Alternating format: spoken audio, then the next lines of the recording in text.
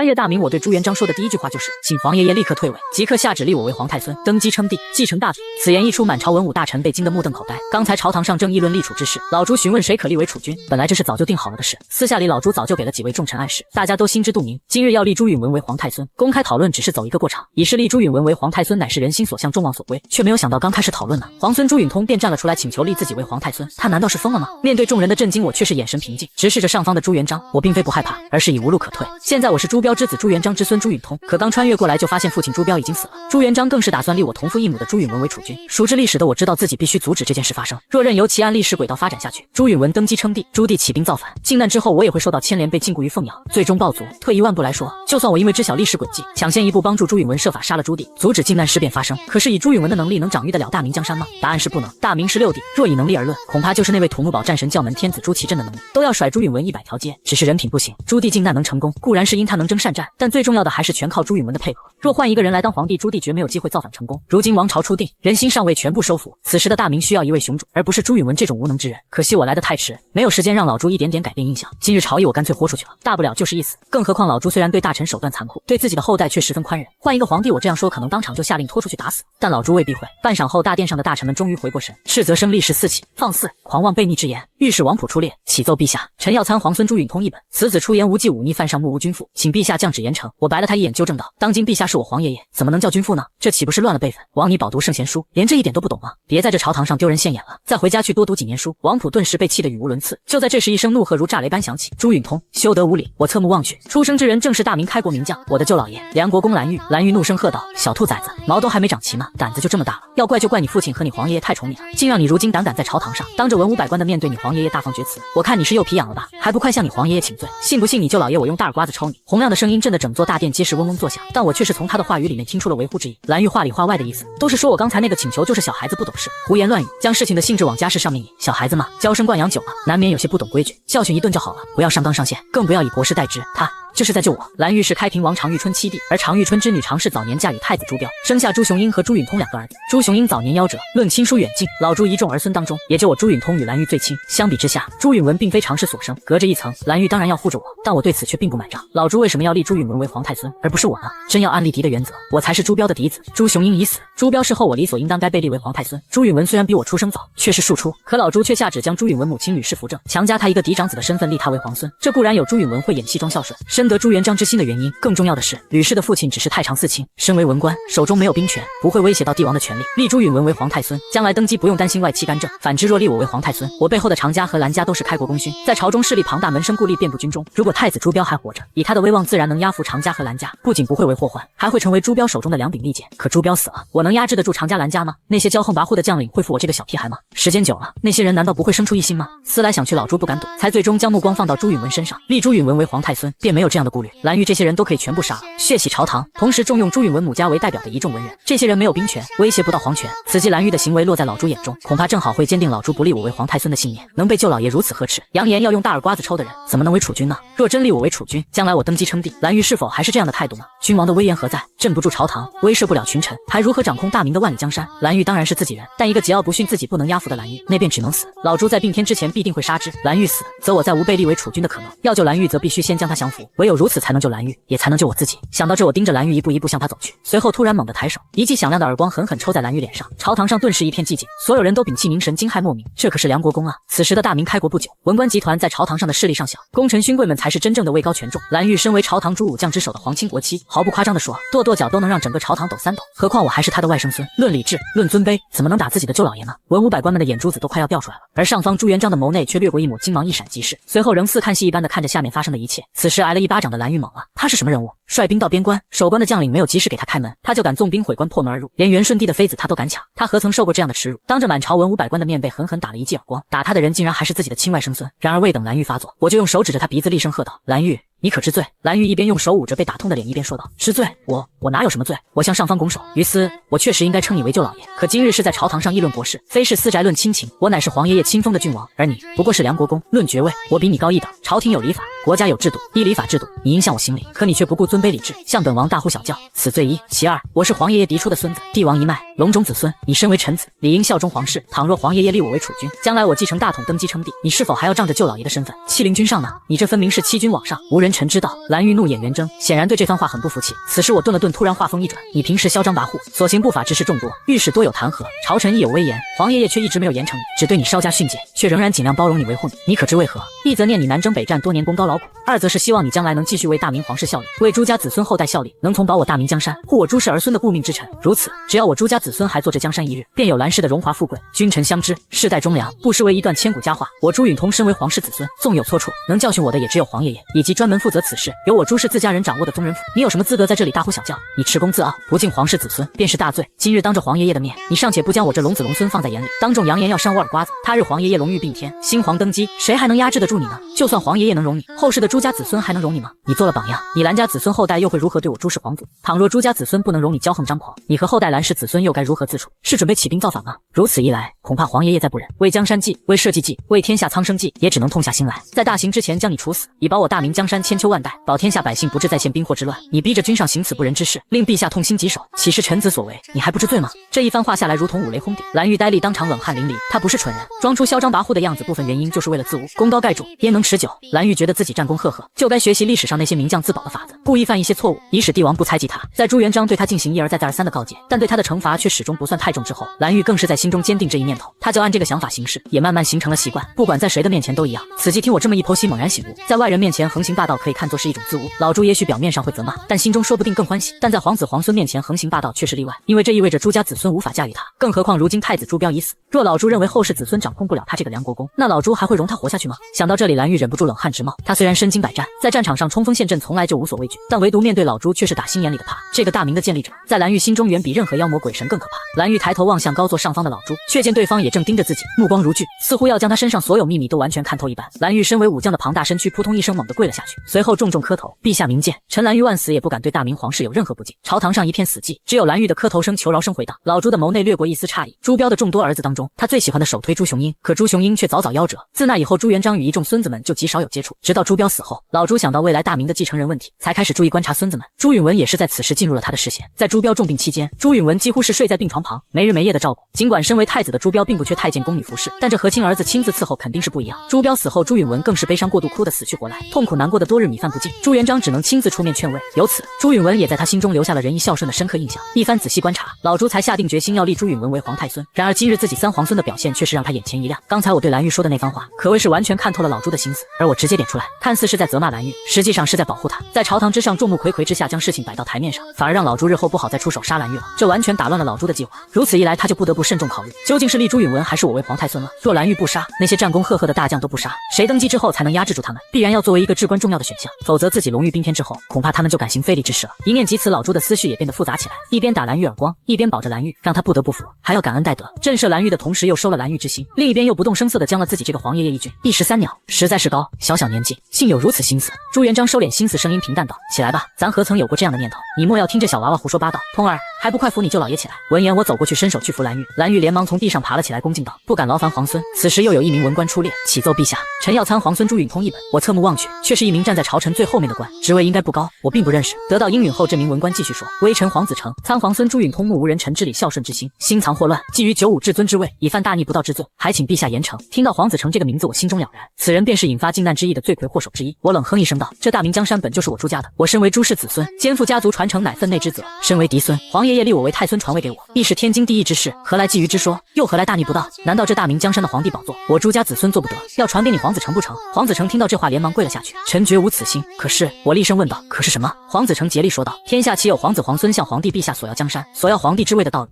这就是大逆不道。”朝廷众臣纷纷点头。虽说皇子皇孙们觊觎皇帝宝座，互相争夺实属正常，可无论如何，表面上总该做出谦良温恭的样子吧。皇子成一边说一边向朱允文使了一个眼色。朱允文立即会神，当即站了出来：“皇爷爷，既然三弟想要做皇太孙继承大位，那皇爷爷就立他为皇太孙吧。孙儿只愿兄弟和睦不争不闹，那便是极好的了。孙儿资质愚钝，不堪重用，负不起万里江山的千钧重担，还望皇爷爷成全。”闻听此言，朝堂上的大臣一个个忍不住暗暗赞叹：“瞧瞧，这才像是一名皇孙说出来的话，多么的谦卑恭让啊！这才有儒家读书人的风范，这样的人才应该被立为皇太孙。”就连上方的朱元璋也微微点头，似是对朱允文的话极为赞赏。我却是在心中吐了一个呸字，真会装！明明心中想当皇太孙，想继承皇位，想的要死，偏还要装出谦让的样子，连基本的诚实都做不到，这样的人怎么能继承大位？我高声赞道：“二哥仁义，深明大义，弟弟多谢二哥相让。既然如此，弟弟就缺之不恭了。”随后我转而拱手面向朱元璋：“黄爷爷，二哥有自知之明，知道自己肩负不起江山社稷的重担，愿意主动让贤，还请黄爷爷从谏如流，满足二哥的心愿，立我为皇太孙，大明江山社稷，从此可千秋万代。黄爷爷从此可高枕无忧。”上方老朱的嘴角不由得微微抽了抽，黄子成则咆哮着大喊：“狂妄无礼，浅薄无知，全无人子知道君臣之规。你如此行径，你二哥却谦谦有礼，与你天差地别，岂有立你为储君的道理？”我斜瞥了他一眼，轻蔑道：“莫非黄先生自认自己是当朝天子，可以决定将大位传于何人？”黄子成顿时如遭雷击，怔怔不言。皇帝立储，如果没有确定皇帝心中主意之人是谁，别说他一个小小的翰林院修撰，便是6部尚书等朝中大臣也不敢随便直言。我再度拱手向朱元璋行礼：“立储之事事关国本，还请黄爷爷前纲独断，早下决心，立我为储君，传位于我，以保大明江山千秋万代。”大殿内寂静无言，许多人到现在都被惊得脑子嗡嗡作响。今天发生的事情委实让他们有一种如至梦中，不敢置信之感。半晌，老朱威严的声音骤然响起：“童儿，你就这么想坐这皇帝宝座吗？”语气淡淡，却字字清晰如雷。我只感到有一股凌人的威压扑面而来，不愧是尸山血海中杀出来的帝王之尊。我身形站稳，不卑不亢道：“回黄爷爷的话，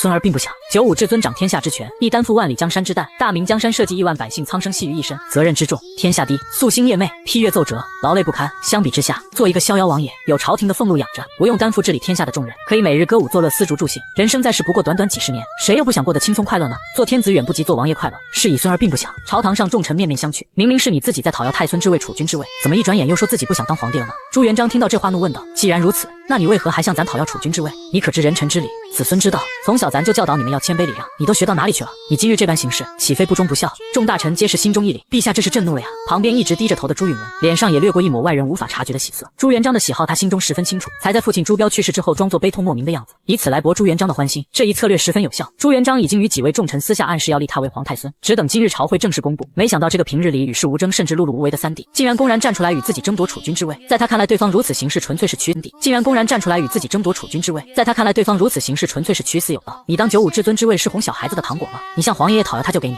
开什么玩笑呢？朱允文立即以退为进，做出不争不抢的样子，主动提出愿意相让，果然让黄爷爷越发高兴。如今黄爷爷已勃然大怒，自己这个三弟只怕是要遭殃了。我却是一点都不害怕，淡淡开口：“黄爷爷当年起兵造反，是为何故？”不等老朱回答，我便接着说道：“非是黄爷爷天生反骨，而是因为活不下去了。不仅黄爷爷一个人活不下去了，还有千千万万的黎民百姓也都活不下去了。黄爷爷起兵造反，非为一己之私，实为天下人之生计。西北人无道，天命讨伐，天下群雄并起，黄爷爷起兵讨之，此顺天应命之为。孙儿今日向黄爷爷讨要储君之位，亦是如此。若是为一己之私，孙儿不该讨要。但江山社稷，牵涉天下万民亿万苍生，忠者当守护大明江山社稷，守护天下百姓苍生；孝者当继承黄爷爷之志，让咱老朱家的江山能够千秋万代。若孙儿只顾自己的谦卑礼让的名声，却置江山社稷的安危于不顾，置亿万黎民百姓的生命于不顾，才是真正的不忠不孝。如今天下初定，人心尚且不稳，若大哥还在，他聪明盖世天纵英才，自当能肩负起社稷之重。我也乐得做一个逍命盖世天纵英才，自当能肩负起社稷之重。我也乐得做一个逍遥王爷，快活一世。然二哥虽有仁义之名，才华实不足以担重任。黄爷爷今日若立二哥为储君，他日二哥继位，不出数年，天下必乱，社稷必崩。当此之时，孙儿只能置个人生死荣辱于不顾，劝黄爷爷莫要如此行事。我今日毛遂自荐，愿担起治理天下的重任。我知道这般行事实为儒家礼法所不容，但为了大明江山，为了天下百姓，区个人荣辱，不懂谦卑礼让的骂名，又算得了什么？唯愿黄爷爷以大明江山为重，以天下社稷为重，以亿万黎民百姓为重，莫要立二哥为皇太孙。若黄爷爷定要执意行事，他日大明江山必定不稳。说完，我深深一拜，高声喊道：“黄爷爷，若你一定要立我二哥为储君，还请今日就将孙儿赐死吧。如此一来，孙儿也不会亲眼看着大明江山陷入战火之中，与其他日被造反者杀死或囚禁一生，不如现在就死，免见他日社稷崩塌，生灵涂炭。”就在这时，一道惊雷劈下，肆虐的狂风吹开了大殿的门，站在老朱身旁伺候的太监连忙呼喊着令人再次关上殿门。天雷声滚滚，乌云从四面八方压至，刚才还明亮的天空瞬间就暗了下来，又被一道道接踵而至闪电照亮。明暗相交中，所有人的心都提到了嗓子眼，以死相见。谁也想不到，堂堂的皇孙竟然会以死相见。朱元璋眼中露出了一丝杀意：“你为了阻止咱立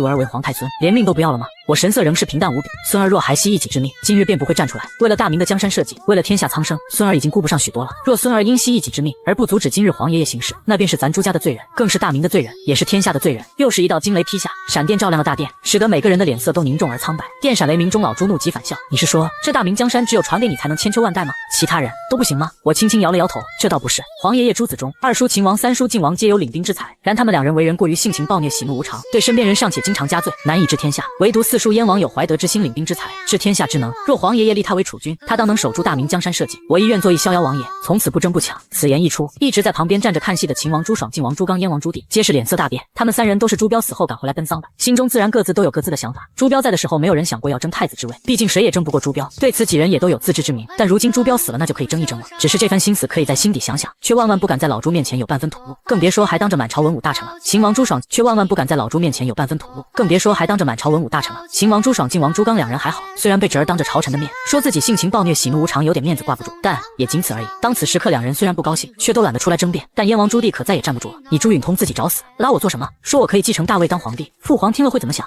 朱棣连忙站了出来，跪拜在地。父皇明鉴，儿臣绝无争夺大位之心。允通这小子一派胡言，父皇千万莫往心里去啊！我看着朱棣嘻嘻一笑，我是说你若能为帝，当可以治理好天下，又没有说皇爷爷会传位于你。四叔，你急什么呢？四叔虽然有才，却并非嫡长子，上面还有二叔、三叔，这帝王宝座怎么也轮不到四叔。说到这，我提高音调道：正因为如此，孙儿才不惜生死，挺身而出。春秋有言，立嫡以长不以贤，立子以贵不以长。孙儿之母乃是明媒正娶的太子妃，依礼法，大哥死后，孙儿我才是嫡长子，二哥虽年龄长我1岁，却非嫡子。皇爷爷立我为皇太孙，名正言顺，天经地义。然皇爷爷立我才能不够，不能压服群臣，不能驾驭武将，故而才扶正吕王妃，欲选二哥为储君，却不知此举大错特错。二哥之能力不足以治国，二哥之威望不足以服人，二哥之才干不足以出政事。若皇爷爷立二哥为储君，辅以江山，大明威矣。孙儿不能见大明将辅以江山，大明威矣。孙儿不能见大明江山于险境而不闻不问，不得不以死相见。又是一道闪电亮起，大殿内众人的心跳都仿若停止，一个个皆紧张无比。老朱的声音似乎平淡了许多。你说你二哥的能力、威望、才干俱不足，可是认为自己远远胜过他。我极为自信地答道：自然如此。封建社会的帝王自小接受皇家教育，其中能力出众者不在少数。现代人除了接受9年义务教育，具备相对先进的科学文化知识和思想之外，真要论心智、论计谋、论为人处事的能力，能胜过那些帝王的寥寥无几。这些不因时代而改变，但朱允文是例外。如果要列一个历史上最差皇帝排名，那朱允文必定高居前3。自古帝王有残暴不仁的，有生性好杀的，有不顾百姓生死只图自己享乐的，如此种种史书中斥为昏君。然而大多数昏君要么是甘于享乐，要么就是时势所迫无可奈何，并不表示个人能力很差。朱允文并不是那种贪图享受的人，但他却是一个没有能力的蠢人。这种人当皇帝才是真正的灾难。我并没有自傲地认为自己比某一个皇帝要强，但我却有信心与朱允文比，强过他10倍还是有多的。黄子成再次跳了出来，指着我说道：荒唐！你又做过什么事？如何能证明自己的能力、威望、才干都远超二皇孙呢？闻言我淡淡开口道：父亲大人若还在世，我不需要做事，若非万不得已，我实在不愿担这江山重担。朱元璋的声音响起，如此说来，你是自认为自己能力才华盖世，只是一直没有机会出来了。我没有接话，算是默认。黄子成再次朝朱元璋一拜，陛下，既然3皇孙自认才能盖世，臣愿意出题考他，也好让他心服口服。朱元璋应声准。黄子成喜出望外，臣遵旨。他站了起来，转而望向外面。此际外头暴雨倾盆而下，陛下让微臣出题，仓促之际也无法让你们2人办事较量。若依常理，当问治国之策，但泛泛而谈又无实操，只能蜻蜓点水点到即止，恐怕难分高低。若让你们管理一个部门或治理一郡一县，又非得3、5个月乃至数年的时间，方能看出政绩如何，有无治国之能。储君之位不能久悬不决，要当场分出胜负，不如就来作诗赋文。虽无法衡量治国之能力，却也能窥见才华1、2，也好看出适才3皇孙所言是否有狂言自大。在黄子成看来，对方既然敢站出来争抢储君的位置，肯定早就做了准备。这时候如果问怎么治理国家，该施行哪些国策，对方必定应对如流。毕竟这些东西都是事前早就能想到的，可以提前请人写好先背下来。他偏偏就不让对方如意，故意不问国策，却问诗词，当场出题，当场作对。朱允文拱手恭敬道：全凭黄先生做主。黄子成摸了摸胡须，轻轻点头：好。今黄先生做主。黄子成摸了摸胡须，轻轻点头：好。今日外面狂风肆虐，电闪雷鸣，暴雨倾盆。他的话还未说完，我打断问道：莫非你要我们以秋日暴雨为题写诗作词？此时已是秋天9月，雷雨天其实很罕见。黄子成闻言心中一凛，他刚才确实有这样的想法，但看我的神色不由得心念一转，莫非他对诗词歌赋也做了准备？虽说这场暴雨来得很快很猛，但未必没有钦天监的人早点看出来。如果对方事先准备好了诗赋，以此出题就正中他的下怀了。朱允文自幼饱读儒家经典书籍，写诗作文亦是其长处，可对方若是早有准备就难说了。一念及此，黄子成连忙摇头，话锋一转：不。去岁冬日，我有人自北方寄信而至，言及长城边上大雪茫茫，蔚为壮观。2位皇孙虽自幼在南方长大，未曾去过北方，却也都见过雪景，便以这长城之雪为题，作诗或词一首，以一炷香的时间为限，看谁能写得更好吧。黄子成说完，嘴角边掠过一抹笑意。一般而言，命题作诗大多都是即景即情即事，他偏要反其道而行之，出的题目离此108000里。如此一来，就算对方有备而来，也完全用不上。更重要的是，黄子成此前教导过朱允文功课，不久前就写过咏雪的诗，此时正好拿来用。他出完题，深深地看了朱允文一眼。朱允文立时会意过来，当即故意做出沉思状。我却是轻轻摇头问道：二哥莫非想好了？朱允文非想好了。朱允文愣了一下，不是一炷香的时间吗？怎么才刚刚开始就在问了呢？难道这小子真有诗才不成？若是让他抢在前面，那就不好了。一念及此，朱允文微微笑道：确实有1、2句，只恐登不得大雅之堂。不过既然3弟相问，那二哥便献丑了。朝堂上顿时一阵阵窃笑私语。古有曹子建7不成诗，传为千秋美谈。想不到2皇孙竟也有如此本事，才刚刚出题，这么快就想好了。不过也有人看了看黄子成，立即就明白过来。毕竟黄子成是东宫的人，曾在朱标手下办事，听闻素来与朱允文的关系不错。此时故意出此题，想来是之前朱允文早就写过的。由此看来朱允通多半要输，此子狂悖，不知天高地厚，也该给他一个教训。很快太监拿来纸笔，朱允文当即挥毫写道：长城雪厚更巍峨，一片银装映日多，古道蜿蜒铺败裂，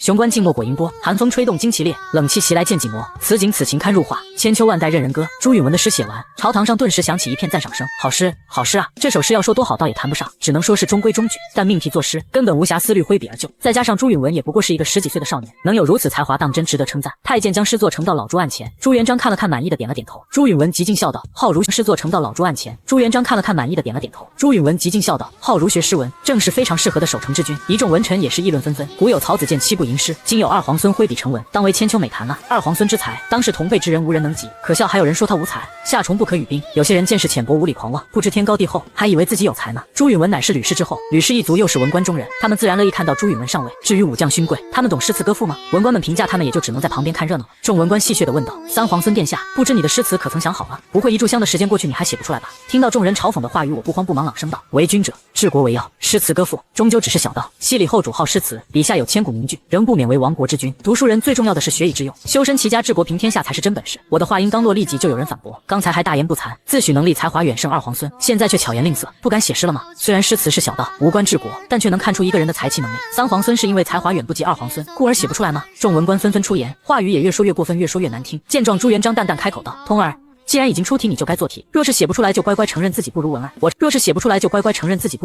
朝朱元璋微微拱手道：皇爷爷有旨，孙儿自当遵从。诗词早已在我心中。话落一旁的小太监连忙备好笔墨，众人都不再言语，皆一齐望了过来，眸中闪烁的皆是戏谑的目光。我无视众人的目光，朗声开口道：北国风光，千里冰封，万里雪飘。关系不错，此时故意出此题，想来是之前朱允文早就写过的。由此看来，朱允通多半要输，此子狂悖，不知天高地厚，也该给他一个教训。很快太监拿来纸笔，朱允文当即挥毫写道：长城雪厚更巍峨，一片银装映日多，古道蜿蜒铺败裂，雄关静默果盈波，寒风吹动旌旗裂，冷气袭来剑戟磨。此景此情堪入画，千秋万代任人歌。朱允文的诗写完，朝堂上顿时响起一片赞赏声。好诗，好诗啊！这首诗要说多好倒也谈不上，只能说是中规中矩，但命题作诗根本无瑕疵，略挥笔而就。再加上朱允文也不过是一个10几岁的少年，能有如此才华，当真值得称赞。太监将诗作呈到老朱案前，朱元璋看了看，满意的点了点头。朱允文极尽笑道：好儒学诗文，正是非常适合的守成之君。一众文臣也是议论纷纷。古有曹子建7部吟诗，今有二皇孙挥笔成文，当为千秋美谈啊！二皇孙之才文案。我朝朱元璋微微拱手道：皇爷爷有旨，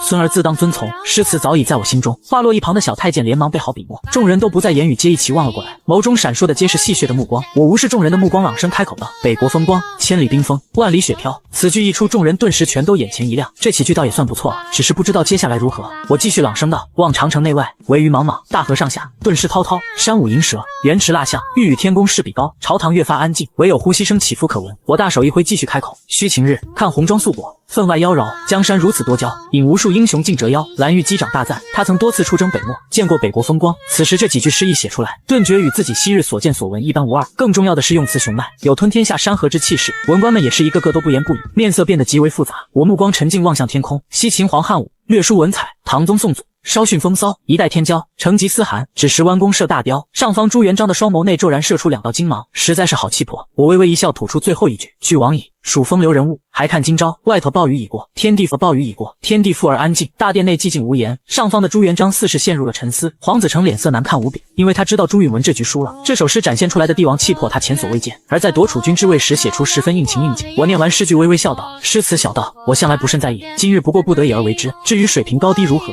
就请黄先生当着满朝文武的面点评一二吧。黄子成不回答，躬身向朱元璋拜道：还请陛下圣裁。太监将写好的诗词呈上，朱元璋静静看着，半晌不语，许久后才轻轻叹了口气，气势磅礴，当真是气势磅礴呀。对于诗词，他曾经写过：杀尽江南百万兵，腰间宝剑血由心，老僧不识英雄汉，只管潇潇问姓名。他对此事极为得意，自认为语言平实，也写出了自己的英雄豪迈气。但今日见了朱允通写的诗词，才知道什么叫真正的豪迈，什么叫气吞山河。朱元璋心中闪过一个念头：此子累我。他深深地望了我一眼，平静开口道：咱累了，有什么事明日再议。说完，朱元璋挥了挥手，站起身来，转头离去。东宫，朱允文看着我，彬彬有礼道：兄长昔日若有对不起三弟的地方，还望三弟多多担待。你我毕竟是亲生兄弟，虽不是一母同胞，三弟的地方还望三弟多多担待。你我毕竟是亲生兄弟，虽不是一母同胞，却也是共父。三弟想要做皇太孙，我让给你便是了，万万不可因此触怒皇爷爷，让他老人家生气。他说的极为诚恳，态度更是谦卑至极，任谁见了他这般模样，恐怕都会感激涕零。我却不为所动，心中冷笑不已。历史上朱允文各方面能力皆是平平，能博得朱元璋的欢心和喜爱，最终下定决心立他为皇太孙，靠的就是这出神入化的演技。我看着他笑道：二哥说的有理，我与二哥争这储君之位可不是为了一己己之私，咱们是兄弟，永远都是兄弟，无论谁输谁赢，都不影响咱们的兄弟情谊。朱允文大笑，三弟说得好，咱们兄弟就该永远和和睦睦的。一时间兄友弟恭，无比和睦。就在这时，外面响起一个公鸭般的嗓音：陛下有旨，传三皇孙进宫问话。我心中一愣，恭敬说道：孙儿遵旨。当即我就随传旨公公一起进宫去了。后方朱允文原本的笑容慢慢凝固，和蔼可亲的表情渐渐变化，杀气一点点浮现。很快传旨公公就带我来到了一处凉亭，此刻的朱元璋正挥着锄头在挖地，旁边站着一溜的宫女太监。看到这一幕，我心中暗赞，不愧是开局一个碗的传奇皇帝，竟然会亲自种菜。此时朱元璋用毛巾擦了把脸上的汗，笑道：腾儿，你来的正好，咱也挖。笑道：腾儿，你来的正好，咱也挖累了，你过来帮帮咱。我躬身应是，从朱元璋手中接过锄头，挥舞着挖了起来。朱元璋见状，笑着说：劝客农桑乃是国之大事，身为天子要体验民间疾苦，就该身体力行，只有亲手挖地种地，才能知百姓生活。我笑着点头，皇爷爷说的有道理，这块地面积并不大，不多时我便全部都挖了一遍。朱元璋笑着招了招手，来喝杯茶，坐下来好生歇歇。挖地的感觉怎么样？我只回答了一个字：累。朱元璋又问：你觉得将这块地给你种菜，你能比老农更好吗？我摇了摇头道：老农种了一辈子的地，我没有经验，第一次种菜肯定比不上老农的。朱元璋笑着点了点头。那你为什么觉得自己从来没有治理过天下，没有接触过朝政，却认为自己能做好？我反驳道：皇爷爷，没有经验也不表示就全然不行。诸葛孔明没出山之前哪来的治国经验，不也能一言定鼎天下三分之事吗？请给孙儿我一次机会。那孙儿我种地定然是不如老农的，但孙儿与普通的老农相比有一个优势，孙儿会不断的吸取经验和教训，改进种地的方法，如此反复，若让孙儿连续种上3-5年地，定然能超过绝大多数的老农。朱元璋不以为意道：那咱来考考你，你知道咱大明有多少县府，多少官员，多少人丁，多少田亩？听到这些问题，我直接呆愣当场，只能硬着头皮答道：回皇爷爷的话，孙儿不知道。朱元璋却并不生气，咱知道你心中必定认为自己有治国之良策，才会狂言要继承皇位，担负起大明江山社稷。但是你的治国良策咱不想听，因为你从来没有接触过实务，不曾率领过一支兵马打仗，也不曾治理过一州一县，你心中所想所念皆只是纸上谈兵，空中楼阁。闻言我的心随之紧张起来，一个从来没有接触过，没有学习过如何治理国家的人，怎么能治理好国家？而一个这样的人真的能被朱元璋立为储君吗？原主或许不行，但我拥有后世几百年无数前辈总结的经验知识，我自问比朱允文是要强上太多的。这时朱元璋缓声道：当然你不懂如何治理天下，你的二哥也不懂，咱可以慢慢教，你们也可以慢慢学。治理天下，担起大明江山的千钧重担，不是你想的那么简单。你觉得咱说的对吗？我站起身来朝朱元璋深深一拜，皇爷爷说的极是，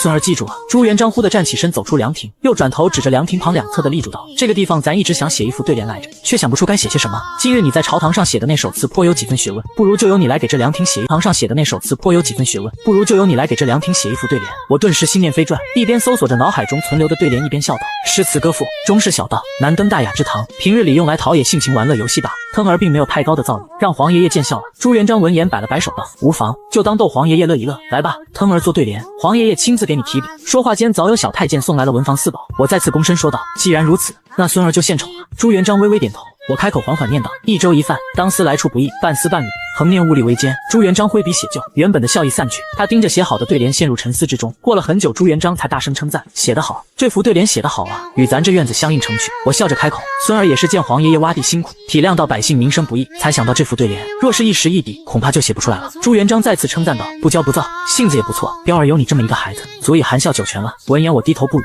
眼眶内已有泪珠打转，喃喃道：父亲大人。朱元璋重重叹了口气：好好的，哭什么呢？都怪咱不好，没事提你爹干嘛？我仍旧垂着头，用手擦了擦眼角，作悲切状，不再言语。朱元璋招手喊语，朱元璋招手喊道：来人，将这幅对联抄写3000份，给京中的皇亲国戚以及所有有品级的官员，每人送去一份，咱要他们将这2句话永远都牢牢记在心头。太监们连忙走过来，接过对联抄写去了。朱元璋又笑着说道：腾儿，你年岁也不小了，该做点事情历练历练。我眼睛转了转，忙问道：皇爷爷可是要给我安排什么差事吗？朱元璋点了点头。自元末以来，天下纷乱，盗贼四起，沿海一带有倭寇袭扰百姓，杀烧掠夺，无恶不作。一些不法盐商、盗贼以及张士诚余部也混入倭寇里面，他们出则为寇，入则为民，因此一直无法剿灭。为了彻底清除倭患，此前咱已经下旨实行海禁，片板不许下海。但官府衙门中总有人胆大妄为，与见利忘义的商人，甚至是倭寇相互勾结。说话间，朱元璋从袖子里掏出一卷案卷，这是下面查到的资料。金陵城里面就有富商与倭寇勾结，做一些见不得人的生意。今天晚上你就带着锦衣卫去抄了这个朴家。我怔了一下，抄家这种事情直接让锦衣卫去做不就行了吗？何必还非得我一个皇孙带队呢？我正想着，却听朱元璋又交代道：记住了，如果朴家的人敢反抗，格杀勿论。办好了这趟差事，咱就给你封亲王。我接旨后，家的人敢反抗，格杀勿论。办好了这趟差事，咱就给你封亲王。我接旨后，当即回去开始准备。前脚刚走，锦衣卫指挥使蒋环便走进了小院，向朱元璋恭恭敬敬地递上来一卷话。朱元璋接过来展开一看，正是之前朱允文和我分别与朱元璋对话的内容。蒋环行礼道：陛下，微臣就先告退了。朱元璋忽然开口问道：你对于今日之事怎么看？蒋环双腿一软，扑通一声跪了下去：陛下，微臣万死也不敢议论皇孙啊，还请陛下宽恕。朱元璋一扶手道：行了，不用跪了，难得你有自知之明，咱也不为难你。蒋环顿时喜出望外，连忙再磕了一个头，谢陛下。朱元璋叹了口气，要是朝廷里的官员都能像你这么懂事就好了。今天退朝之后，咱就收到了许多封弹和腾儿的折子，看这架势，恐怕后面还有更多吧。他的语气骤然严厉，恨恨道：咱的孙儿也是他们能随便弹劾的吗？你去查查这件事都是谁在带头鼓噪，有没有人在背后指使？记着要暗中调查，不能打草惊蛇。蒋环忙道：微臣遵旨。朱元璋又说：还有，今晚带人随腾儿去查抄朴家，到时候你从皇宫出来，我坐在马车上想着今日与朱元璋的谈话。现在我正是卷入了楚魏之争，这种事情凶险无比，稍有不慎就会身败名裂，甚至是人头落地。而且朱元璋的态度太难揣测。今夜让我带锦衣卫去抄家，也不知是何用意。夜幕降临，秋风瑟瑟，数百名锦衣卫举着火把，整齐肃然而立。蒋环站在最前面，拱手道：启禀三皇孙殿下，锦衣卫已准备好了。我点了点头，冷声道：那就开始行动吧。大队人马当即出发，几百名锦衣卫走在空荡荡的街巷里，响起沉闷的脚步声，很快就来到了朴府门前。蒋环立刻下令，分出人马包围这座宅子，不要让朴家的人逃了。得到命令的锦衣卫立即分出了一半人马，将朴府前后左右皆团团围住。随后一名锦衣卫上前拍打大门，不一会儿，一个管家模样的人从里面打开了门。他睡眼朦胧地问道：谁啊？怎么大晚上还敲门？不知道宵禁吗？他的话还未说完，那名锦衣卫已猛然用力强行推开了大门。锦衣卫奉旨抄家，有反抗者杀无赦！蒋环大喝一声，一干锦衣卫如潮水般涌入朴府。不一会儿，朴家的人便被全部找了出来，拉到院子，有白发苍苍的老人，有还抱在怀里的婴儿，还有约莫3、5岁的孩童，足足上百人口将院子里站得满满当当。面对突如其来的变故，这些人的眼神内尽是惊恐和不安。蒋环冷声喝道：朴家与倭寇勾结，狼狈为奸，祸害百姓，为恶不计其数，今奉陛下指导。朴家与倭寇勾结，狼狈为奸，祸害百姓，为恶不计其数，今奉陛下旨意，着即刻将朴家所有家产全部抄没，朴家所有男女老少全部下狱。话音刚落，人群内忽然有一名青衣汉子猛地暴起，清脆的刺空声划破了黑夜中的宁静。火光照耀下，我看到一道闪光急速向着自己的胸前袭来，我心中一惊，刚要闪躲，旁边的蒋环动了，一个疾步拦在了我的前面。与此同时，绣春刀骤然出鞘，叮当一声击开了飞镖。随后蒋环的动作没有丝毫停顿，举着刀冲向了那名发出飞镖的青衣人。青衣人的身形刚动，想要闪避，便被一刀刺中，倒在了血泊中。蒋环高声喊道：朴家负隅顽抗，不仅不认罪伏诛，还暗藏杀手，公然行刺三皇孙殿下，罪同谋逆。锦衣卫听令，杀无赦！数百名锦衣卫齐刷刷的拔刀，伴随着一片凄厉的惨叫声，朴家上下的所有人都成了锦衣卫的刀下亡魂，而我只是站在一边静静看着。我必须要直面这个世界的残酷，这才能真正融入当下这个封建社会。直到最后一个朴家人倒下，我单手一挥，冷漠道：将朴家搜查干净了，每一块瓦片都要仔细翻遍。锦衣卫沉重的脚步声在夜色中响个不停。蒋环走到我身边，突然开口道：三皇孙殿下，听闻您昔日久居府内，与人交往都不甚多，恐怕今日还是第一次经历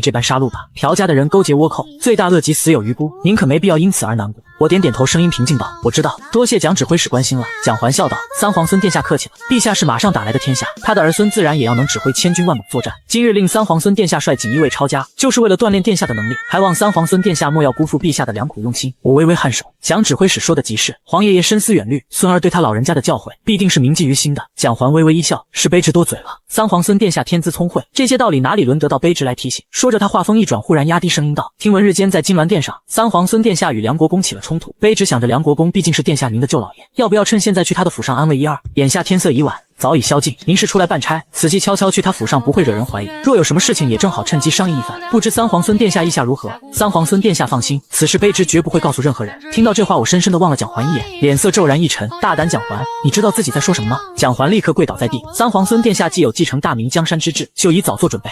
梁国公在军中威望极高，麾下义子无数，可号令千军万马，他又是三皇孙殿下嫡亲的舅老爷，肯定会助三皇孙殿下一臂之力。卑职不才，也愿投在三皇孙殿下麾下，以效犬马之劳。如此外有梁国公号令千军万马，内有卑职率锦衣卫在宫中接应，内外联合，再加上三皇孙殿下嫡长孙的身份，何愁大事不成？听到这话，我抬起腿，猛地一脚向着蒋环踹去，直接把蒋环的身体踹到了数丈之外。我居高临下的看着蒋环，怒喝道：若非你是锦衣卫指挥使，我无权处决你，否则我现在就杀了你。蒋环终于不再作声，满脸惊愕的抬头望向我，我不再理会他，转身登上了马车，缓缓离开。第二日一早，我便来到御书房前求见朱元璋。见到我后，朱元璋的笑容瞬间爬满面容。通儿，这么早就来了，可是急着等咱封你为亲王？我摇了摇头，语气凝重道：孙儿有事要禀报。朱元璋上上下下打量着我，笑道：是昨晚抄家的事吗？不急，咱听说你遇刺，被蒋环挺身相救，没受惊吓吧？昨夜可还睡得安稳？我摇了摇头，孙儿没事，多谢皇爷爷关心。说着，我顿了顿，面色严肃道：皇爷爷，锦衣卫指挥使蒋环胆大包天，竟意图内外勾结，行大逆不道之事。随后我将胆大包天，竟意图内外勾结，行大逆不道之事。随后我将昨晚蒋环与自己说的话一字不漏全部向朱元璋说了一遍，接着又抱拳道：昨晚孙儿不敢打草惊蛇，唯恐他狗急跳墙行不道之事，故而才没有立即将他拿下。今日不敢再有任何耽搁，还请皇爷爷即刻下旨捉拿此贼，严惩不贷。朱元璋闻言非但不生气，反而笑着说道：“蒋桓身为锦衣卫指挥使，有此等大逆不道的想法，实属不该。不过咱念他忠心的人仍是我朱家子孙，再加上他昨晚又在刺客的飞镖下救了你的命，咱就罚他3个月的俸禄。相信他经过此事，一定不敢再有任何异心。”听到朱元璋的安排，我怔了一下。虽然猜到蒋桓的事必定是朱元璋故意安排的，可如今朱元璋仅仅对他罚薪3个月，连戏都懒得演，又未免有些奇怪了。我不由得悄悄瞥了朱元璋一眼，却见此际的朱元璋正笑得极为开心地看着我。我急忙说道：“皇爷爷恩威并用，对蒋桓如此仁义，他必定感恩戴德，再不敢有任何非分之想。”朱元璋点点头，笑着说：“咱会对他说，是你念着他的救命之恩给他求情，咱才饶他这一遭。如此一来，他便不会对你有任何嫌隙，还会感念着你。”我连忙谢恩，多谢皇爷爷。朱元璋似是极为高兴，昨晚的差事办得不错，咱已经拟好了旨，从今日起正式封你为吴王，你二哥允是封你为吴王，你二哥允文封为献王。你们还年幼，也不用急着去就范，等过几日，你们2个都到咱身边来读书办差。我再次谢恩后，离开皇宫回到府中，吕氏早已在此等候。此时他已经得知了我被封王的消息，目光内满是怨恨的杀气，就仿佛恨不得将我生吞活剥了似的。旁边朱允文连忙拉了拉吕氏的衣袖，吕氏目内的凶光这才收起，且哭且怜道：“你刚刚出生几天就没了亲娘，是我一手将你养大，一转眼你都长这么高了，我虽不是你的亲娘，待你却如亲生儿子一般无二。如今你和文儿都要搬出去独自居住，可叫我如何舍得？”我立刻行礼道：“孩儿虽然搬出府去了，以后还是会时常回来看娘的。”吕氏用衣袖擦了擦眼泪，拉着我的手说：“你记得娘亲就好，如今你不在娘亲身边，万事都要靠你自己了。”说着他指着旁边的太监宫女道：“她叫赵瑞，她叫灵儿，2人都是跟在我身边多年的人，办事认真仔细，十分可靠。你到了新的王府上总是需要人伺候的，我便将他们2个送与你了，他们可以帮着你管好王府的事情，也不用你操太多的心。”赵瑞和灵儿一起行礼：“奴婢参见吴王殿下。”我眉头微微皱了皱，这不是摆明着往自己身边安插人吗？可吕氏虽不是我的亲娘，却是朱元璋亲自下旨扶正的太子妃，身为晚辈，孝顺。虽不是我的亲娘，却是朱元璋亲自下旨扶正的太子妃，身为晚辈，孝顺为大。我不能拒绝他的安排，只能躬身笑道：“那就多谢娘亲了。”圣旨已下，我也没有再挑良辰吉日，当日便搬进了吴王府，但却也惹来了一个麻烦。我的亲舅舅开平王常遇春的儿子长生极为高调的前来给我祝贺了。长生看到我，笑嘻嘻地说：“好外甥，你昨天在大殿上可真是威风啊，公然向陛下索要储君之位，断了朱允文那小子想做皇太孙的念头，痛快，真是痛快。”听着他这般毫不顾忌的言语，我的脸色不由得沉了下去。然而还未等我开口说什么，长生便又接着往下说了：“昨天大殿上的事，今儿已经在金陵城传开了，京城里的权贵子弟勋臣后代，个个都对你佩服得五体投地，夸你有胆识有志气。”听着长生絮絮叨叨的话，我的脸色越发不好看起来。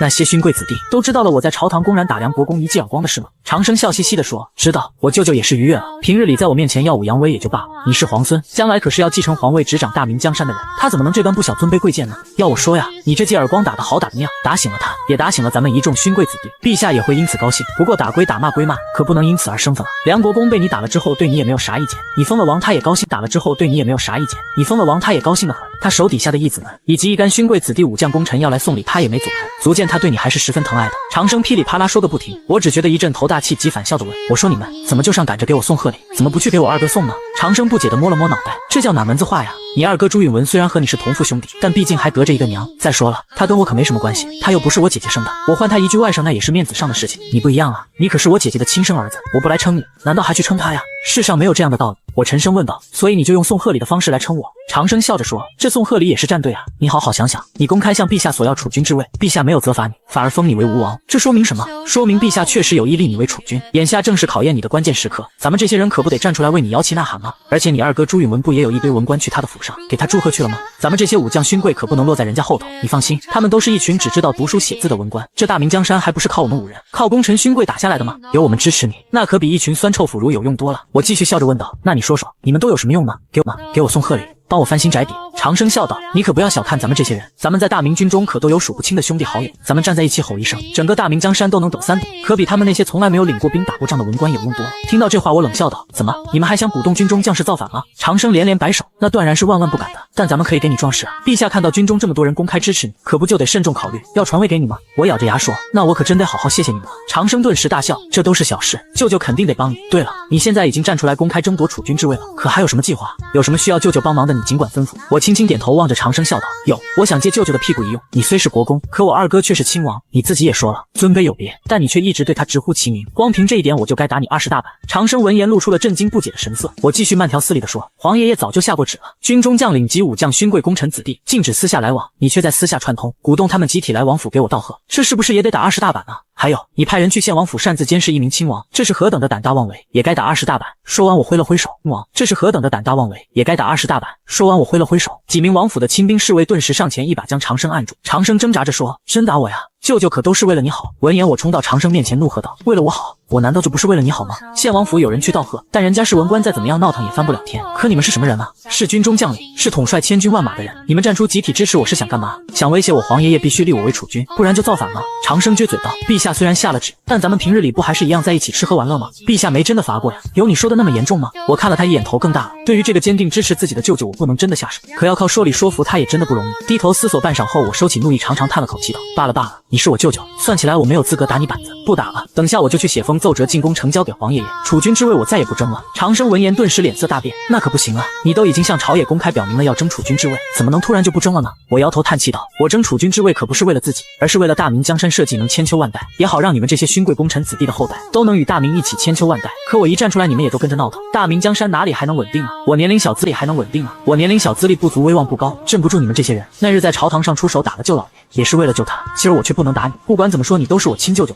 这世上哪有外甥打舅舅的道理呢？可我若是不打你，皇爷爷便会以为是我鼓动勋贵子弟和军中将领出来站队，威胁朝廷，那我可就是死路一条了。长生忙道：不会啊，你公开争储君之位，陛下不也没有惩罚你吗？我摇了摇头，那不一样，我向皇爷爷讨要，给与不给都在皇爷爷一念之间。可你们站出来为我摇旗呐喊，性质就大不相同了。大明江山到底是你们做主还是皇爷爷做主？是由你们决定拥护谁为储君，还是由皇爷爷决定立谁为储君呢？长生想了想，觉得确实是这么一个道理，但一转念又不解道：可此事是咱们做的，跟你没关系啊。我叹了口气，怎么和我没关系呢？不是我做的，那就是我不能驾驭你们。比如你直呼二哥的姓名，不尊献王殿下，在皇爷爷的眼中，要么是我不尊敬兄长，要么就是我管不了你，管不了勋贵子弟和军中将领，皇爷爷就不可能将大明江山托付于我。长生恍然大悟道：有道理，咱大明江山的继承者必须有足够的威望，一言既出，千军万马无不听从。你是想借给舅舅打板子的名义，树立起自己在勋贵子弟和军队将马无不听从？你是想借给舅舅打板子的名义，树立起自己在勋贵子弟和军队将领中的威望吗？想到这，长生翘起大拇指，好主意。陛下若是看到咱们勋贵子弟和军中武将都对你心服口服，必定会认为你才是最适合继承大明江山的人，那就拿我来开刀吧。长生撩起衣服，直接趴在地上，打吧，舅舅屁股上肉厚，挨得住。我连忙走过去问道：舅舅，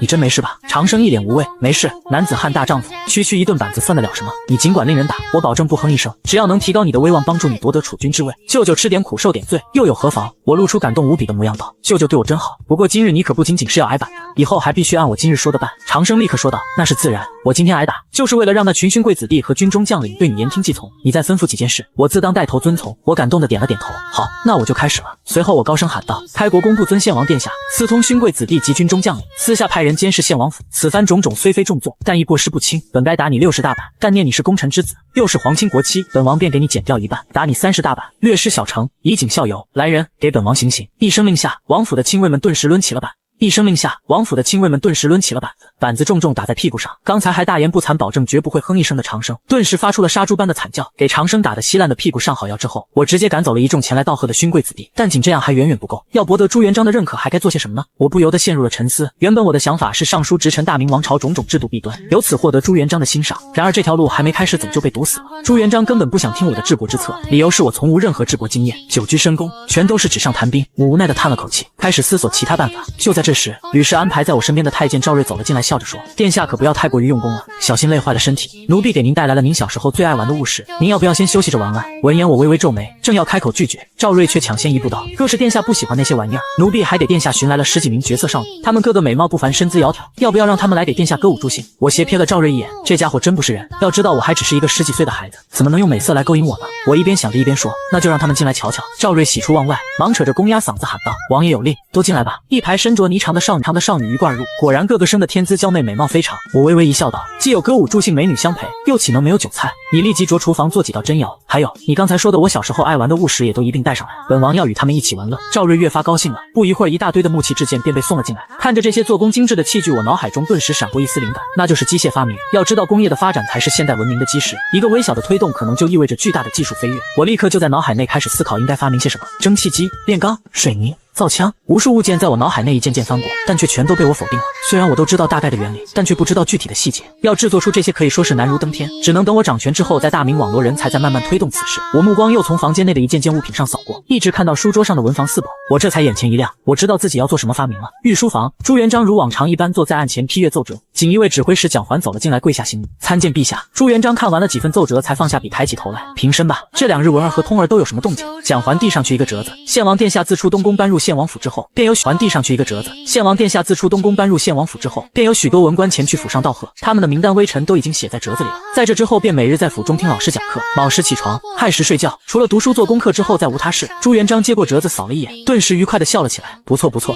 咱让他们两个搬出东宫，独自去王府，就是想看看若无人管束他们都会做些什么。现在看起来允文很不错呀，有他父亲当年的风采。说完，朱元璋又笑着问道：通儿呢？蒋环如实将长生如何聚众去吴王府，如何送礼，乃至于我之间的对话以及被打了板子的事，都详详细细说了一遍。朱元璋听完拍掌大笑，通儿这孩子做得好啊，既教训了长生这个不知天高地厚的混小子，又让他心服口服，还维护了宇文儿的兄弟情谊。好啊，咱一直担心咱并天之后后世子孙会驾驭不了那群开国将帅，如今看来倒是有点多虑了。说着说着，他的眼眶中竟有些湿润。蓝玉等将领本来是他给太子朱标留下的班底，如果不是朱标身死，朱元璋根本不可能会起杀心，毕竟都是跟打出生入死打天下的人，如果能够不杀，那朱元璋又何乐而不为呢？而现在他自朱标之后，似乎又看到了一丝希望，或许自己这个孙儿真有办法驾驭这群功臣悍将。这时蒋环继续说道：在此后的几日，吴王殿下府内的太监赵睿帮他找来了一群歌女舞姬，还有小时候玩的器家。朱元璋微微皱眉，难道他就因此而整日沉醉于温柔乡里？蒋环摇了摇头，那倒没有，吴王殿下只看了那些歌女舞姬一眼，便没有再找他们。朱元璋猛地在桌案上重重拍了一掌，好，不愧咱的好孙子，见美色而不心动，虽年少却心有志。蒋环又接着说，可吴王殿下看到小时候玩的器件却好奇起来，后来更是召集了一大群木匠、工匠、铁匠等匠人，在府中摆弄，每日天不亮就起床，天黑了方歇下。说着，蒋环将记载我每日日常活动与言语的折子递了上去，其中还有一张图纸，正是我准备要打造的东西。朱元璋打开图纸不解问道，你认得这是何物吗？蒋环摇头道，微臣不认得。微臣问了不少人，无论是饱读诗书典籍的文人，还是经验丰富的木匠、工匠、铁匠等，他们都不认得。朱元璋又反问了一句，通儿这几天一直在府中监督匠人打造这东西。蒋环点了点头，是。朱元璋沉声问道，你对此怎么看？蒋环急忙说道，微臣不敢。朱元璋怒道，咱让你说你就说。蒋环见无法逃避，只好开口，吴王殿下自幼在东宫长大，微臣听闻他幼时就喜欢做一些好玩的小玩意儿，后来年岁渐长，下自幼在东宫长大，微臣听闻他幼时就喜欢做一些好玩的小玩意儿，后来年岁渐长要读书做功课，便无下他骨，如今出了东宫，在王府里面无人管束，难免勾起幼时回忆，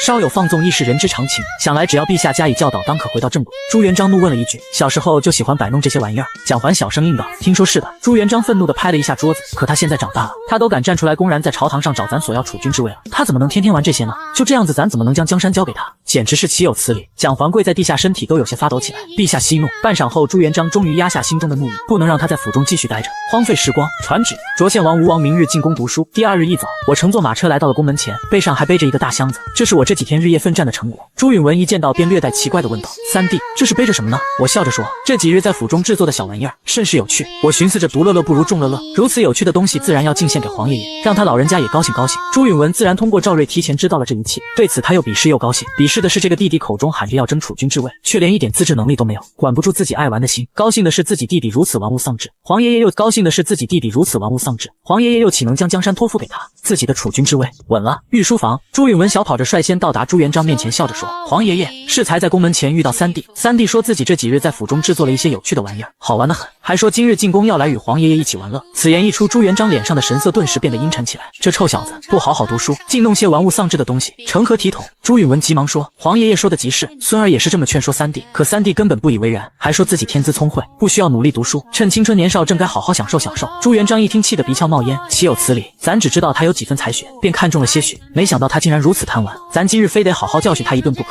朱允文眼底闪过一抹喜色，嘴上却连忙说道，皇爷爷息怒，三弟年少无知，只要好生规劝，必定会迷途知返，皇爷爷莫要为此生气了，小心气坏了身体。就在这时，我背着一个大箱子从外面走了进来，一见到朱元璋当即笑着喊道，皇爷爷，快来看看我这几日制作的宝贝。御书房内的气氛瞬间凝固，朱元璋的目光一下子就变冷了。朱允文满脸戏谑，暗暗得意，我却浑然无觉。一进殿便立即把背上的箱子重重放下，随后又甩了甩肩膀道，总算背来了，这玩意儿可太重了，早知道我就该换一个小太监帮我背着。朱元璋强压怒气问道，这是何物？我连忙笑着解释，皇爷爷，这可是宝贝啊，孙儿这几日在府中没日没夜与一群工匠一起研究制作，好不容易才做出来的大宝贝。听到这话，朱元璋恨铁不成钢道，通儿，你真是太让咱失望了，咱让你见府独居，是想考验一下你能不能自己约束自己，这是做大事者最起码的要求。自古帝王不乏才华横溢者，可他们当中的很多人并没有成为流传千古的明君，为什么呢？就是因为他们只顾享乐，玩物丧志。圣人有言，君子不可以不修身，你有才华有本事，可是你太过放纵自己了。朱元璋被气得不轻，说到最后气都没喘匀。朱允文连忙上前扶着朱元璋说，皇爷爷您别生气，三弟也是在东宫被约束久了，刚去王府难免有些放松，以后改正便是了。三弟还不快向皇爷爷赔礼认错？我却有些茫然地问道，皇爷爷，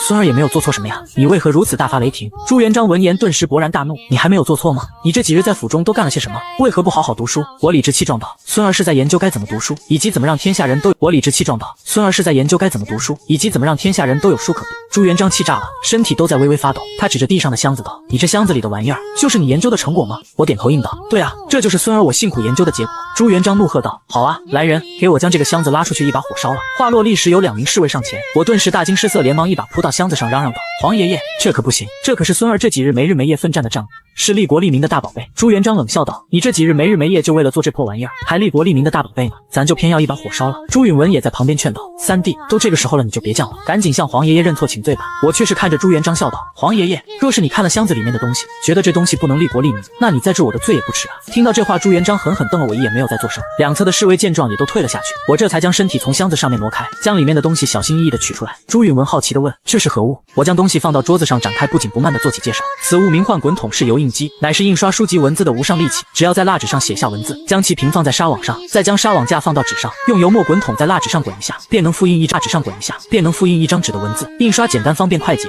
较之寻常的活字印刷、雕版印刷要强上无数倍。有了此物，我大明王朝甚至可以让每个人都读书识字，让天下人人皆是读书人。”朱元璋听到这话，嚯的一下从龙椅上站了起来。朱允文也是面色一变，当即道：“三弟，这可不是能开玩笑的，你可不能在此事上欺骗皇爷爷。”我笑着说道：“我哪敢骗皇爷爷？”说着，我将制作好的蜡纸拿出来，当着朱元璋的面，用早就制作好的鹅毛硬笔在蜡纸上书写了几行字，随即将蜡纸放在纱网上，按照刚才所说的办法再放入白纸，用滚筒重重压一下，取出白纸，上面果然浮现出刚才所写的字。接着我又印了第2张、第3张。朱元璋看到这一幕，小心翼翼地拿起油墨滚筒观察了起来，随后铺上白纸，亲自实验了一番。当看到成功被印出来的字后，他顿时变得激动无比。神物，真乃利国利民的神物啊！如果说朱元璋当皇帝之后还有什么人生理想，那大约就是2个：一是让天下人人都能吃饱饭，二便是天下人人都能读上书。为此，朱元璋不顾朝堂上满朝文武大臣的集体反对，强行在全国立公学推行义务教育。他要让天下人人识字，他要让大明子民个个知礼守法。但朝堂上没有一个大臣支持朱元璋天下人人识字，他要让大明子民个个知礼守法。但朝堂上没有一个大臣支持朱元璋的做法。历史上这项政策在朱元璋死后很快就被废除了，其中的原因很多，但有一个原因无疑是极为重要的，那就是单发放书籍这一项，朝廷的财政就负担不起。活字印刷虽然早就已经被发明出来，但实际使用中大多仍以雕版印刷为主，因为汉字是象形字而非字母文字，排版太困难了。雕版印刷的工匠不需要认识字，照着雕刻就行。活字印刷的工人要拿出汉字进行排版，首先的第一要求就是自己能认的字，但能认识几千上万字的人，随便做点啥不能好好过日子呢？为什么还要做低贱的排版工匠呢？因为印刷困难，在这个时代还是有很多书籍仍然依靠手抄。实际上一直到数百年后的清朝，曹雪芹写出《红楼梦》，坊间竞相传阅，还有许多人去手抄《红楼梦》，每抄一本卖掉就可得数十金。相比之下，只要用鹅毛笔在蜡纸上抄写一遍，就能轻轻用油墨滚筒印刷千份万份的油印机，简直不要太方便了。有了油印机，就有了快速且廉价印制千千万万书籍文字的可能，让人人皆能读书识字真正成为现实，从而实现朱元璋一生可望而不可及的梦想。这如何能不让朱元璋兴奋呢？我也赶紧趁热打铁道：“皇爷爷，孙儿认为，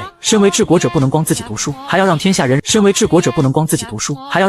人读书，让圣贤的道理，让国家的律法深入每一个人心中。故而，孙儿才研究出了滚筒油印机。有了此物，就可以印刷无数的书籍，让天下更多的人读书识字。为了制作此物，孙儿耽误了几日的功课，没有去好好读圣贤书。但孙儿认为，让天下人人有书可读，让大明的百姓子民个个识字懂语，远比孙儿一个人独自读书要重要。若此举有什么不对，还请皇爷爷责罚。孙儿愿意认罪。”朱元璋大笑着将我扶了起来：“你有什么罪？你有大功，此举是为天下千千万万的人读书，远比你一个人读书重要。说说吧，想要什么赏赐？”一旁的朱允文听到这话，脸色难看无比，可偏偏还无法出言阻止，只能眼睁睁地看着。我则是躬身说道：“皇爷爷，孙儿的理想是让天下人人有书读，个个能识字。然而大量兴办公学学堂花费太大，国家难以负担，百姓亦不堪重负，而且常人之心天生懒惰。圣人的教诲和道理固然不差，常人却不愿意刻苦学习，反而消遣娱乐的东西他们却都非常喜欢。正因为如此，那些讲书的唱戏的才有无数的人追捧。孙儿心中想着，要教导人们读书识字，就要从这里入手，给他们唱戏文讲故事，人们才会感兴趣，然后再从中讲一些圣贤的道理，宣传一下国家的律法和政策，老百姓们喜闻乐见，愿意四处传播，便会慢慢成为深入人心的真理。现在有了滚筒式油印机，孙儿便想用它来举办报刊，在上面刊登书籍戏文故事，吸引大家观看，再从中传播圣贤的道理，宣扬国策，宣扬律法，百姓们也可以借此读书识字，此举利国利民，还望皇爷爷恩准。事实上，这个时代的老百姓虽然文盲很多，但更多的是半文盲，特别是男子。大多数百姓家庭哪怕家里很穷，也会想法设法让儿子去私塾读几天书，认识几个字。但这种层次的文化知识水平，除了会写自己的名字之外，几乎没有太大的用武之地。但正是这些人喜欢看戏文，喜欢听说书先生讲故事，他们会成为报刊最忠实的读者。后世有伟人总结，要掌握一个国家的政权，最关键的是2项，一是枪杆子，二是笔杆子。枪杆子我无需担心，我的身份就意味着天生就有勋贵武将的支持，但笔杆子实际上掌握在朱允文的手中。尽管武将勋贵集团在朝堂上权大势大，但读书人仍然掌控着天下的舆论，这是文官集团天生的优势。而办报刊正是釜底抽薪的办法。若是能让其成为发行量最大的报纸，让大名家家户户皆订阅，那文官集团为发行量最大的报纸，让大名家家户户皆订阅，那文官集团的舆论优势便会不复存在。但听完我的话，朱元璋却是皱起了眉头。报刊在这个时代并非什么稀罕物，朝廷有底报，民间也有各类小报，只不过朝廷的底报必须经通政司出版发行，什么人能看，什么人不能看，都有着极为严格的规定。而民间私自发行的小报一直是大明朝廷严厉打击的对象。一经发现，轻则将家产全部抄家入关，自身流放几千里，重则以谋逆论处，砍头削手，甚至是诛杀3族乃至9族。除了底报之外，朱元璋从来没有想过官方要办其他的报刊。见到朱元璋的模样，我念头飞转。皇爷爷，孙儿想办报刊还有一个更大的原因，孙儿是想让皇爷爷长生不老。朱元璋斥道：胡说八道，世上岂有长生不老的人？生老病死乃是天理循环，万古不变。你们要记住，身为帝王要勤于政事，将功业记载在史册上，让名声流芳百世，这才是真正的长生不老。朱允文忙道：皇爷爷，孙儿记住了。我也点了点头。皇爷爷说的真好，孙儿也知道是这个道理。名声流芳百世的人，哪怕是死了，也永远活在人们的心中，他们是真正的永垂不朽。但光靠史册记载可不行，史官们会修史会篡改，数十代之后事情便说不清了。皇爷爷驱逐鞑虏恢复中华，这是亘古未有的功绩。孙儿认为要大力宣扬，让天下人人传颂，如此一来，就算后世史官再怎么改史册，也抹不去您的名声和功绩。只有这样，皇爷爷才能永远活在人们的心中，活在千千万万老百姓的心中，才能真正的长生不老。这是孙儿一点孝心，还望皇爷爷成全。说完我拜了下去。旁边的朱允文听得目瞪口呆，没想到这个弟弟拍马屁的功夫进步得如此之神速。他连忙道：三弟，你虽然是一片孝心，但若用报刊宣传皇爷爷的功绩，难免有吹嘘溜马之嫌，会给朝廷树立不好的风气，皇爷爷恐怕不会同意的。我正色道：二哥何出此言？皇爷爷的丰功伟绩可不是我吹出来的，而是铁一般的事实。报刊宣传也不过是秉笔直书，令天下人皆知，让皇爷爷永远被天下人记住，难道这也有什么错吗？二哥，难道你不希望天下人永远都记得皇爷爷，不希望皇爷爷千秋万载的名声永垂不朽吗？我一边说一边小心注意观察，便发现素来面色平静的朱元璋，此刻脸上已有掩饰不住的笑意和喜色。朱允文忙道：皇爷爷，孙儿绝没有这个想法，只是……朱元璋一挥手笑道：行了，咱都知道，不必再多言。既然通儿想自己办点事，咱又岂能阻拦？办报刊的事，咱准，不必再多言。既然通儿想自己办点事，咱又岂能阻拦？办报刊的事，咱准了。他摸了摸胡须，满脸笑容道：通儿，你需要记得，在报刊上记载咱的事迹，只许秉笔直书，不许肆意奉承夸大其词，明白吗？闻言我心中长长舒了口气，果然千秋万代的名声才是朱元璋心中最在意的事情。哪个帝王会不在意这种事呢？恐怕越是明君越是勤政的君王越会在意，要不然辛辛苦苦图啥？真要是自己死后哪管他洪水滔天的性子，恐怕行事风格就会完全不一样。我当即说道：孙儿明白，孙儿一定如实记载，让皇爷爷的丰功伟绩人人皆知，绝不会有半点虚假之言。朱元璋爽朗大笑：好，今日照你们两人进宫听大儒讲书，咱还特意给你请了一位老师。闻言我心中一怔，听说那群文官都骂自己无人孙之礼无孝顺之心，个个不愿当自己的老师，原以为可以因此而落一个清净，没想到朱元璋还是要给自己安排一个大儒当老师，只是不知道这个老师会是谁。心念闪转之际，便见小太监领着一名中年男子走了进来。那男子一袭青衫布衣，走路的步伐极为沉稳，给人十分规规矩矩的感觉。进来之后便跪下拜道：草民方孝孺参见皇帝陛下，吾皇万岁万岁万万岁。朱元璋淡淡开口：不必多礼，起来吧，通儿，他就是咱给你找来的老多礼，起来吧，通儿，他就是咱给你找来的老师。他自幼聪慧饱读诗书，文章也写得好，在天下读书人中的名望极高。当年他的老师宋濂正是你父亲的老师，如今他又成了你的老师，这可是一桩美谈，还不快快来行拜师礼？听到方孝孺这个名字，我神情变得十分古怪。我怎么也想不到朱元璋给自己找的老师，竟然是后世大名鼎鼎的被诛十族的选手。若是平常的时候倒也罢了，毕竟方孝孺虽然智谋不行，但至少学问还是不错的，否则也不会被姚广孝誉为天下读书人的种。以他在儒林中的巨大声望，将他收在身边能收服更多读书人的心，而且这个人也忠诚，这些都是收方孝孺的好处。可眼下是争储的关键时刻，有这样一个老师在身边拖后腿就很致命了。我正想着该如何拒绝，却不曾想方孝孺再度拜了下去。陛下，草民无才，不堪重任，不能做吴王殿下的老师。听到这话我喜上眉梢，正愁找不到理由推掉，没想到方孝孺自己上道。朱元璋却大怒道：放肆，你一介布衣，咱召你入朝让你教导吴王殿下，这是对你何等大的恩宠，你不思报效朝廷的恩德，竟敢抗旨拒绝，你可知普天之下莫非王土，率土之滨莫非王臣，你身为大明子民就该听从咱的命令，若是自负才学，却不愿为朝廷所用，那便是对朝廷不忠，对咱这个天子不忠，咱便是将你杀了，抄没你全家的家产，也是你罪有应当。方孝孺再次磕头，丝毫不退让。陛下可以杀草民，却不能逼草民给吴王殿下做老师。朱元璋冷笑道：既然如此，那就休怪咱刀下无情。来人，将方孝孺拖出去，乱棍打死。卓有司抄没其家产，其家人男的入关为奴，女子则送入教坊司，世代皆不得翻身。外面的侍卫闻令立时上前。朱允文站出来求情：皇爷爷，方先生乃是宋先生的弟子，在天下读书人中有着极其崇高的声望，皇爷爷若就这般杀了他，只恐会令天下读书人心寒，不如先放他一马，由孙儿来好好劝说一番。朱元璋没有应声，算是默许。朱允文道：方先生的大名我可是听说很久了，今日一见果然气度不凡，不愧是被誉为天下读书种子的人才。不过常言道识时务者为俊杰，方先生又何必为一时之气？方孝孺抬手一副视死如归的模样，多谢献王殿下谬赞。若陛下让我做献王殿下的老师，我绝不推辞。但吴王公然在朝堂索要储君之位，已属大绝不推辞。但吴王公然在朝堂索要储君之位，已属大逆不道。草民不屑于与这种人为伍，更不可能去当他的老师。陛下定要强求，我只能一死以明志。听到这话，我冷笑道：方先生自己不怕死，难道就不为家人考虑一二？他们何其无辜，要受此牵连？方孝孺傲然道：我方家上下皆堂堂正正做人，无惧生死荣辱。陛下要杀要剐，悉听尊便，但绝不能辱我方家名声，断我方家气节，令我方家屈服。我无奈地叹了口气，你方家的人摊上你真是倒了8辈子的霉。朱允文的目光内却是流露赞许之色，当即向朱元璋道：皇爷爷，方先生虽顶撞你，气节却可赞，孙儿想为他求情，求皇爷爷放他一马。见此，我呵呵一笑，当即附和道：皇爷爷，我觉得二哥说的有道理。既然方先生不愿做我的老师，却愿意教导二哥，那不如就让他做二哥的老师吧。朱允文脸上掠过一抹异色，很是奇怪为何我会帮他说话。在朱允文看来，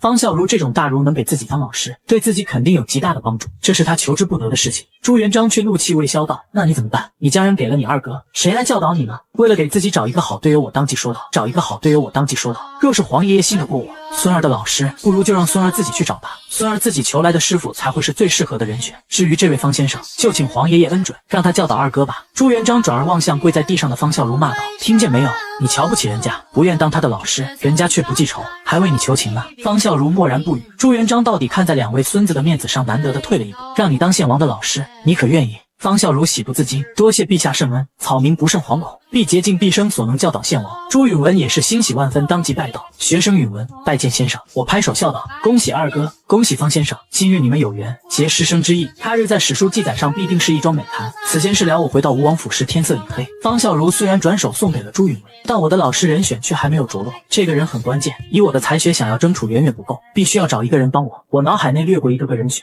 首先想到的第一个人便是黑衣宰相道年，当时才子，若说智计谋略，恐怕无人能出其应。可惜眼下的姚广孝早已被燕王朱棣捷足，智计谋略恐怕无人能出其应。可惜眼下的姚广孝早已被燕王朱棣捷足先登，要挖墙脚也要等以后再找机会。至于其他人，很多也都已经有子。思索许久后，我脑海中突然出现了一个人，那就是仁宣时期的内阁首辅杨士奇。就在我要命人前往寻找时，外面忽然有人来报。Hello， 大家好，本集的故事就先讲到这儿了。我是这个频道的创作者。实话实说，制作这种长视频真的非常的耗时耗力。如果你觉得这集影片还不错，请一定要帮我点个订阅啊，这对我坚持做下去真的很重要。谢谢支持，我们下集见。